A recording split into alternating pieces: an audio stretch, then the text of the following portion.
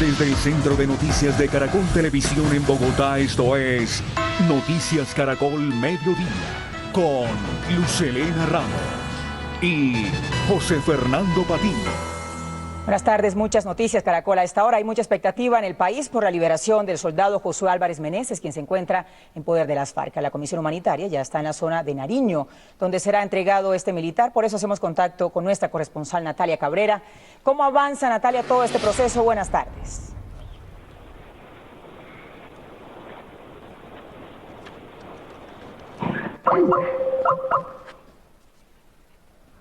Bueno, más adelante vamos a volver con Natalia para que nos cuente cómo avanza toda esta operación humanitaria y una nueva escalada terrorista de las FARC. El primer ataque se registró muy cerca, aquí a Bogotá, en la localidad de Sumapaz. Y en Putumayo, las FARC atacaron con explosivos a la fuerza pública. En el atentado, 3 uniformados resultaron heridos y hay daños en por lo menos 30 viviendas.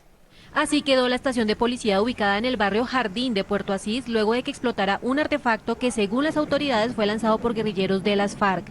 Reprochable totalmente este acto terrorista que cometen los grupos al margen de la ley. La onda expansiva causó daños en 30 viviendas a la redonda y le provocó heridas a 3 uniformados, entre ellos el comandante de la estación. No, pues era aproximadamente las 4:30 de la mañana cuando esa explosión tan horrible que sonó y pues como podemos ver toda mi casa quedó destruida al frente.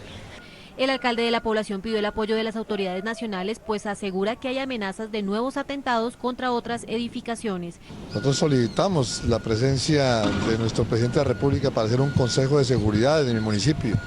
Ya van con 3 atentados contra la policía. Los heridos son atendidos en el Hospital San Francisco de Asís. El otro ataque se registró muy cerca de Bogotá, en la localidad de Sumapaz. Allí se encuentra activada una carga explosiva al paso de un vehículo en el que se movilizaban varios uniformados. Vamos a la localidad de Sumapaz con Angie Camacho, quien pues llegó muy temprano a la zona. ¿Qué fue lo que sucedió, Angie, y cómo está el lugar a esta hora? Buenas tardes.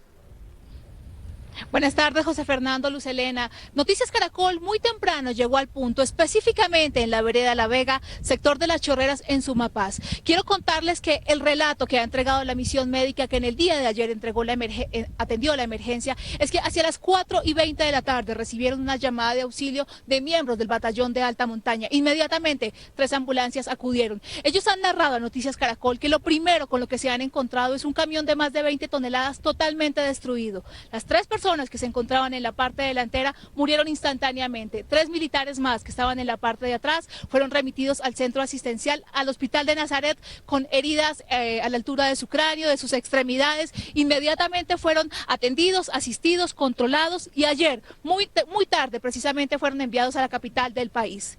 Importante señalar que en este momento la vía se encuentra totalmente cerrada. Por un lado, porque las militares, fuentes oficiales han señalado que se podrían encontrar artefactos explosivos en la zona. Ellos en este momento, el Cuerpo Técnico de Investigación se encuentra haciendo un rastreo en esta zona, pero volveremos más adelante con toda la información que se registra con este atentado terrorista contra miembros de la fuerza pública. Pues sí, Angie, más adelante en minutos regresamos con usted allí a la localidad de Sumapaz. Y en la clínica de la policía en Bogotá permanecen los 2 patrulleros que ayer fueron liberados por las FARC en zona rural de Miranda, en el departamento de Cauca. Juan Carlos Pardo ha estado muy pendiente durante toda la mañana pues, del estado de salud de estos uniformados. ¿Cómo amanecieron ellos, Juan? ¿Cómo están? Hola Lucelena, pues ellos se encuentran inicialmente, déjeme decirle, en el 7º piso, en una habitación, en cuidados médicos especiales, revisando su estado de salud. Un estado de salud que en términos generales es bueno, satisfactorio, según los médicos del hospital. Tienen deshidratación grado 1, dolores musculares generalizados y Víctor, uno de ellos, tiene dolor de rodilla. Ellos continuarán siendo objeto de todo tipo de análisis y exámenes que van a determinar durante las próximas horas si se les puede dar de alta o no. Por lo pronto, dice el hospital de la policía que deben permanecer hospitalizados. Juan Carlos Pardo, Noticias Caracol. Juan Carlos, y también fueron sometidos a exámenes médicos los 3 colombianos liberados por el ELN tras permanecer secuestrados durante cerca de un mes en el sur de Bolívar. Los trabajadores se reencontraron con sus familias y revelaron nuevos detalles de su odisea. William Batista dedicó las primeras horas en libertad a su familia. Al llegar a Bucaramanga se abrazó con sus 2 hijos y su esposa Liliana Garnica, quien ya más tranquila relató cómo fueron esos días interminables del secuestro. Fue casi un mes terrible, sobre todo estas últimas noches terribles porque era mucha la incertidumbre, que ya los habían soltado, que no sabíamos dónde, o sea, horrible, horrible. Pero bueno, gracias a Dios ya todo tuvo un final feliz. En este hotel de Bucaramanga, médicos de la policía le realizaron un minucioso examen a los colombianos liberados. No tengo de pronto una infección por parte de picadura de insectos, pero me fue bien perfectamente. Manuel Francisco Zabaleta, otro de los liberados, reveló más detalles de la persecución que emprendió el ejército para rescatarlos. El mismo la guerrilla decía que a veces el ejército estaba cerca a 200 metros, a 150 metros, decían ellos.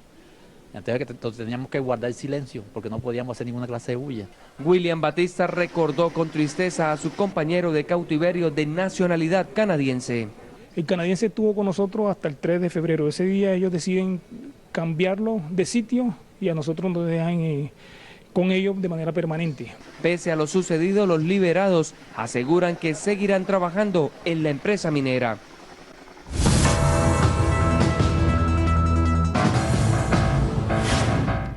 A un día de las elecciones presidenciales en Ecuador, Noticias Caracol le mide el pulso a esta jornada crucial en la que el actual mandatario Rafael Correa busca la reelección. Estamos cubriendo esta noticia desde todos los ángulos, por eso vamos a la ciudad de Quito con nuestro director de noticias, Luis Carlos Vélez. Luis Carlos, para que nos cuente, bueno, ¿qué pasa hoy en Ecuador? ¿Cuál es el ambiente? Adelante. ¿Qué tal, Luz Helena? Son las 12 del día, 37 minutos aquí en Quito. Y fíjese que es un clima de calma. Ya las autoridades han dicho que entregaron la totalidad del material electoral para que los comicios empiecen a realizarse mañana desde muy temprano, a eso de las 7 de la mañana.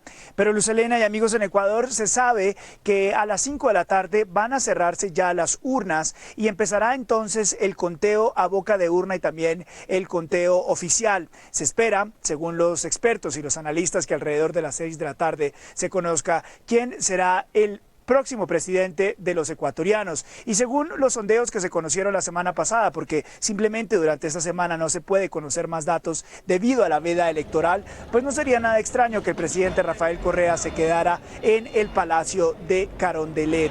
Lo que se sabe también en las últimas horas es que la UNASUR, que es este comité que ha mandado un grupo de veedores a las elecciones de este país, ha dicho que el número de personas que están verificando el contenido de las urnas es insuficiente y tal vez esa es la única advertencia que se ha hecho en las últimas horas sobre estos comicios electorales en Ecuador. Y como se les decíamos entonces, el presidente Rafael Correa se perfila como el ganador. La pregunta no es si va a ganar, sino por cuánto, es lo que aseguran algunos expertos. Pero se ha tratado de 6 años bastante controversiales en este país, 6 años de gobierno de Rafael Correa, y ese fue precisamente el tema de lo que averiguamos hoy.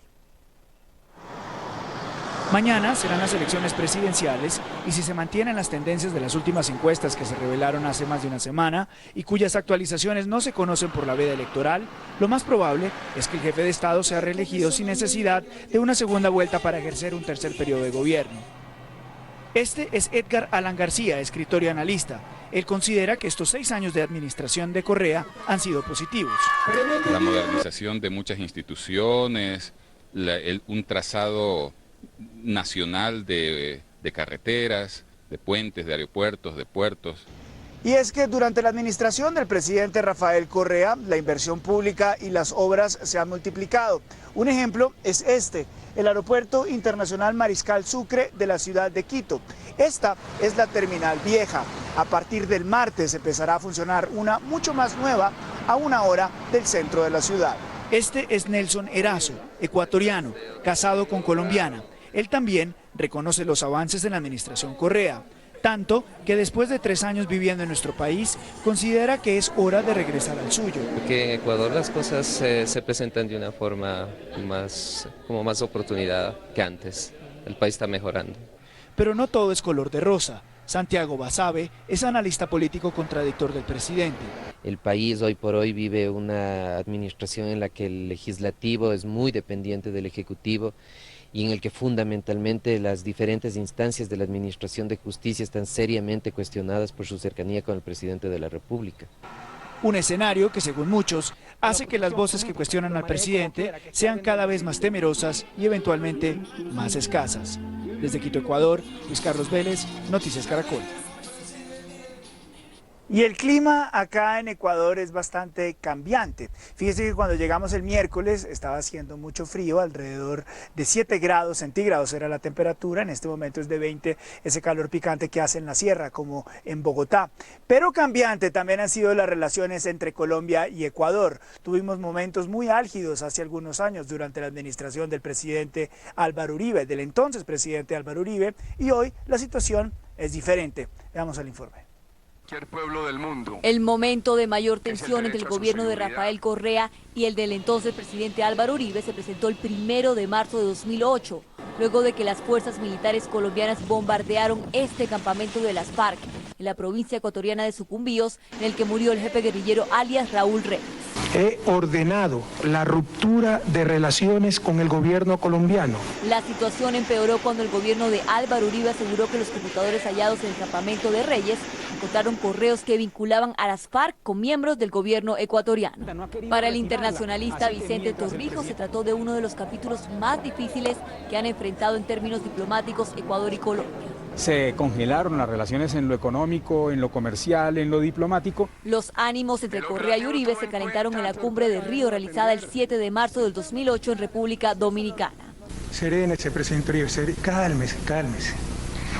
Qué difícil es creerle a alguien. No me aplique el cinismo que tienen los nostálgicos del comunismo. Al finalizar la cumbre, aunque las tensiones aliviaron, el impasse no fue completamente superado. Todo el mundo recuerda los gestos, incluso de expresión corporal y no oral que tuvieron Uribe con Correa. Incluso el presidente Juan Manuel Santos, en ese entonces ministro de Defensa, llegó a tener una orden de captura en su contra en Ecuador. Irónicamente, solo hasta que el presidente Santos llegó al poder se restablecieron plenamente las relaciones bilaterales. Durante el gobierno del presidente Santos lo que importa es tratar de limar asperezas. Los analistas coinciden que un nuevo periodo del presidente Rafael Correa podría afianzar aún más los nuevos lazos tendidos entre las dos naciones. Estas son elecciones bastante importantes para nosotros en Colombia. Tenemos una frontera amplia con este país. 11.600.000 personas acudirán mañana a las urnas acá en Ecuador, donde el voto es obligatorio para los mayores de 18 años y para aquellos entre 16 y 18 el voto es optativo. Estamos cubriendo esta noticia desde todos los ángulos. Nos volveremos a ver a las 7 de la noche, donde tendremos informes también con Mabel Lara desde la ciudad de Guayaquil. Yo soy Luis Carlos Vélez. Volvemos con ustedes con más información en Bogotá. Bien, de nuevo en Colombia, 4 días completa el paro de los conductores de buses que prestan el servicio en la Comuna 13 de Medellín. Cerca de 15.000 personas se han visto afectadas por la protesta que se originó tras la muerte de uno de ellos. Beatriz Rojas, ¿qué es lo último? Buenas tardes.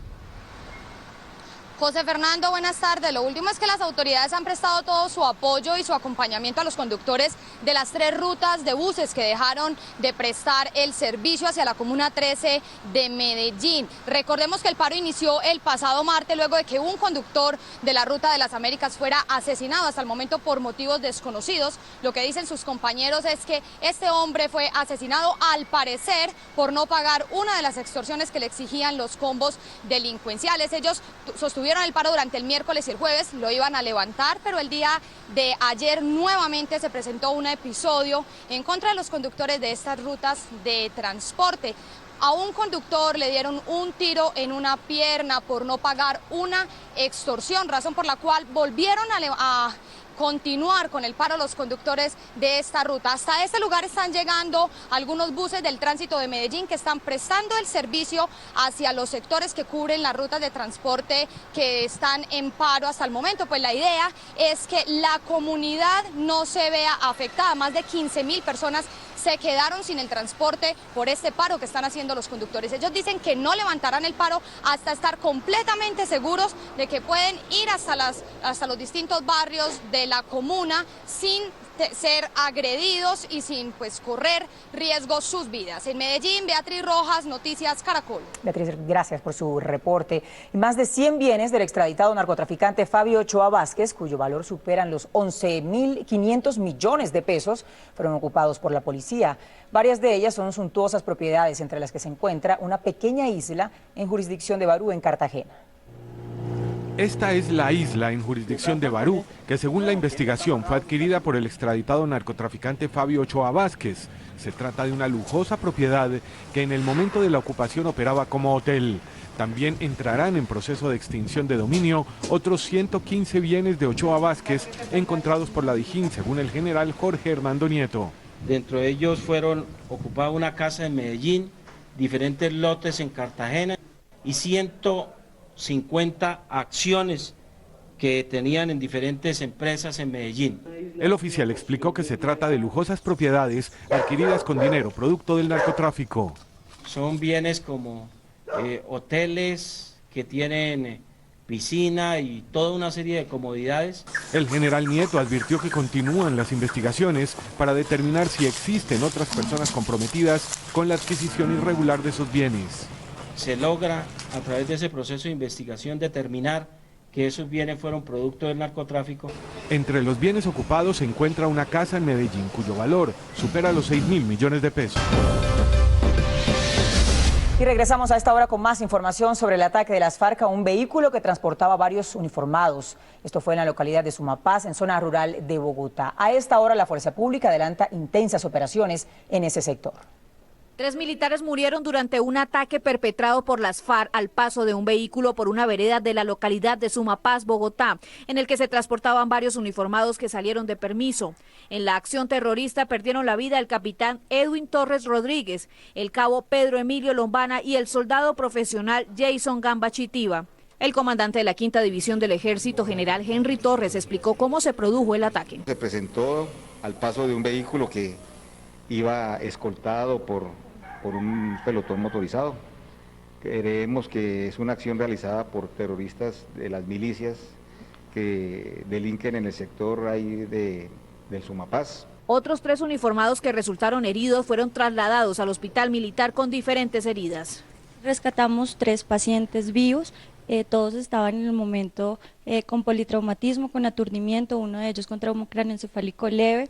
Tropas del ejército a esta hora adelantan operaciones en la zona para capturar a los responsables. Tenemos el área continua con operaciones militares. No hay presencia de grupos grandes, no hay presencia de frentes ni cuadrillas completas que pudieran ser una amenaza para la ciudad. El ejército le envió un mensaje de fortaleza a las familias de los militares muertos a través de este comunicado. El comando de esta unidad envía un mensaje de solidaridad a las familias de los uniformados que perdieron la vida en el cumplimiento de su deber. El general Torres dijo que la seguridad de la capital no está en peligro. Gracias por seguir con nosotros. Las protestas por el cobro de valorización en Bogotá no paran. Los habitantes de algunos barrios optaron por unirse para manifestar su inconformismo. Paola Bermúdez, ¿cuáles son los argumentos de los contribuyentes? Buenas tardes. Hola José, televidentes, buenas tardes. Que las obras no los benefician, que no es justo pagar anticipadamente por las construcciones y que no se tuvo en cuenta la ciudadanía para decir qué obras realmente los beneficiarían. Son algunos de los argumentos objetivos, pero hay otros subjetivos como la edad y la capacidad de pago. María y Blanca son 2 de las protagonistas de los reclamos. Ellas están preocupadas porque no son pensionadas, dependen de sí mismas y no saben qué van a hacer para pagar. Me llega el recibo por 1.200.000. Trabajo con mis manitos por ahí porque lo que pueda hacer mientras tenga salud, porque estoy muy enferma. Tengo 94 y todavía trabajo. Y de eso vivo, de mis costuritas. ¿Y con eso va a pagar estos casi 1.400.000 de valorización? Precisamente, yo no tengo con qué pagar, ¿de dónde? Pero no solo los habitantes de la tercera edad tienen reparos al cobro. Otros consideran que las obras no se ven. Nosotros pagando impuestos de la calle 82 y la 93 y miren estas calles de nosotros. Según uno de los líderes en esta comunidad, el Consejo tiene competencia directa para desarrollar la autorización del cobro, por lo que piden que se establezca un procedimiento adecuado. para que la comunidad participe con sus representantes en la toma de decisiones frente al tema de las áreas geográficas, la zona de influencia, la fórmula que se va a aplicar, el método para distribuir el beneficio. El lunes el alcalde Gustavo Petro se reunirá con las bancadas del Consejo para decidir el futuro del cobro de valorización en Bogotá. Revisar la necesidad actual de las obras y buscar la posibilidad de endeudamiento del distrito son dos de las alternativas que ha planteado hasta este momento el IDU. Alternativas que se estarán estudiando durante esta semana que será decisiva para el futuro justamente del pago de la valorización en la ciudad. Información desde Barrios Unidos con Paola Bermúdez en Noticias Caracol.